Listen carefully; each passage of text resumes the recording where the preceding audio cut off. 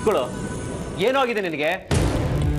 ಏನಣ್ಣ ಆಫೀಸ್ ಒಳಗೆ ಬರ್ತಾ ಇರೋಂಗೆ ಶುರು ಹಚ್ಕೊಳ್ತಾ ಇದೆಯಲ್ಲ. ಏನೋ ದಾಡಿ ನಿನಗೆ? ನೀನ್ ಫೋನ್ ಯಾಕೋ ರಿಸೀವ್ ಮಾಡಲ್ಲ? ಅಯ್ಯಯ್ಯೋ ಅಣ್ಣ, ಆಫೀಸ್ ಪಕ್ಕದಲ್ಲೇ ಬರ್ತಾ ಇದ್ನಲ್ವಾ, ಇನ್ನೇನಿಗೆ ರಿಸೀವ್ ಮಾಡೋದು ಅಂತ ಸುಮ್ಮನಾರೆ. ಅದಕ್ಕೆ ಯಾಕಣ್ಣ ಇಷ್ಟೊಂದು ಗರಂ ಆಗಿದ್ಯಾ? ಏಯ್, ಫೋನ್ ಇರೋದು ಯಾಕೋ? ಇವಾಗೇನೋ ಸರಿ, ಕೆಲವು ಸರಿ ಆಫೀಸಿಗೆ ಬರುವಾಗ ಏನೋ ಇಂಪಾರ್ಟೆಂಟ್ ಕೆಲಸ ಇರುತ್ತೆ, ಅದನ್ನ ಮುಗಿಸ್ಕೊಂಬ ಅಂತ ಹೇಳಕ್ ಫೋನ್ ಮಾಡಿರ್ತೀನಿ. ಫಸ್ಟ್ ನೀನು ಫೋನ್ ಅನ್ನ ರಿಸೀವ್ ಮಾಡೋದು ಕಲ್ಕೋ. ಅಯ್ಯಯ್ಯೋ ತಪ್ಪಾಯ್ತಪ್ಪ. ಇಷ್ಟು ಚಿಕ್ಕ ಮೊಬೈಲ್ ಇಷ್ಟೆಲ್ಲ ಕೆಲಸ ಮಾಡುತ್ತೆ ಅಂತ ನನಗೆ ದೇವರೇ ಗೊತ್ತಿರಲಿಲ್ಲ. ಇನ್ನು ಮುಂದೆ ನನ್ನ ತಲೆ ಮೇಲೆ ಬಾಂಬ್ ಬೀಳ್ತಾ ಇದ್ರು ಕೂಡ ನಿನ್ನ ಫೋನ್ ಬಂದರೆ ರಿಸೀವ್ ಮಾಡ್ತೀನಿ, ಸರಿನಾ?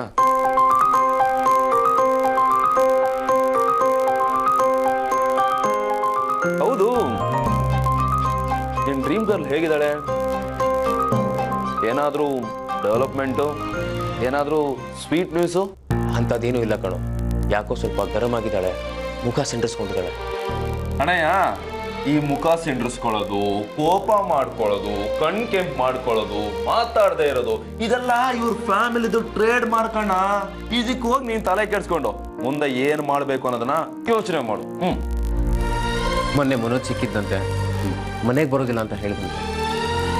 ಮೋಸ್ಟ್ಲಿ ಅದೇ ಟೆನ್ಷನಲ್ಲಿ ಅವ್ರ ಫ್ಯಾಮಿಲಿ ಪೂರ್ತಿ ಬೇಜಾರು ಮಾಡ್ಕೊಂಡಿರ್ಬೇಕು ಅನ್ಸುತ್ತೆ. ಅಂದಹಾಗೆ ಆ ಮನೋಜ್ ಮನೆಗೆ ಬರ್ದಿರೋದಕ್ಕೆ ಏನೋ ಬಲವಾಗಿ ಕಾರಣ ಇದೆ ಕಣೋ. ಏನಿಲ್ಲಣ್ಣ, ಈ ಮನೋಜ ಮನೆ ಬಿಟ್ಟು ಹೋಗಿರೋ ಹುಡುಗ, ಮನೆ ಬಗ್ಗೆ ಸ್ವಲ್ಪನೂ ಜವಾಬ್ದಾರಿ ಇಲ್ಲ. ಇವ್ರು ಹೋಗಿ ಅವನ ಬಗ್ಗೆ ತಲೆ ಕೇಳಿಸ್ಕೊಂಡು ಸುಮ್ಮನೆ ಟೈಮ್ ವೇಸ್ಟ್ ಮಾಡ್ತಾ ಇದ್ದಾರೆ. ಆ ಮನೋಜಿಗೆ ಯಾವುದೋ ಹೊಸ ಹುಡುಗಿ ಸಿಕ್ಕಿರ್ಬೇಕು. ಊರಿಡೀ ಸುತ್ತಾಡಿಸಿ ಬೋರ್ ಆದ್ಮೇಲೆ ಮನೆಗೆ ಬರ್ತಾನೆ. ಇನ್ನೆಲ್ಗೆ ಹೋಗ್ತಾನೆ ಹೇಳು? ಏಯ್, ಸುಮ್ಮನೆ ಇರೋ, ಹಾಗೆಲ್ಲ ಮಾತಾಡಬೇಡ. ಇನ್ನೇನೋ ರೀಸನ್ ಇರಬೇಕು. ನೀನೊಂದು ಕೆಲಸ ಮಾಡು, ಅದ್ರ ಬಗ್ಗೆ ಇನ್ಫಾರ್ಮೇಶನ್ ಕಲೆಕ್ಟ್ ಮಾಡ್ಕೊ. ಅದರಿಂದ ಭಾರತೀಯವ್ರ ಮನೆಗೆ ಹೆಲ್ಪ್ ಆಗ್ಬೋದು ಅಲ್ವಾ? ಸರಿ ಅಣ್ಣ, ಮನೋಜ ಮನೆಗೆ ಬಂದ್ರೆ ಅದಕ್ಕಿಂತ ಖುಷಿ ಇನ್ನೇನಿದೆ ಹೇಳು?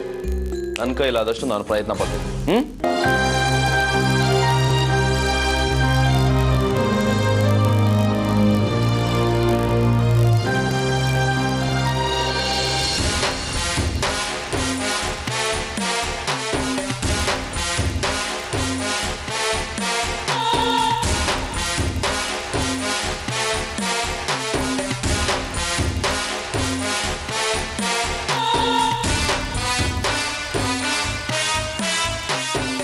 ಮನೋಜ ಭಾರತಿ ಮನೆಗೆ ಬರೋದಾ?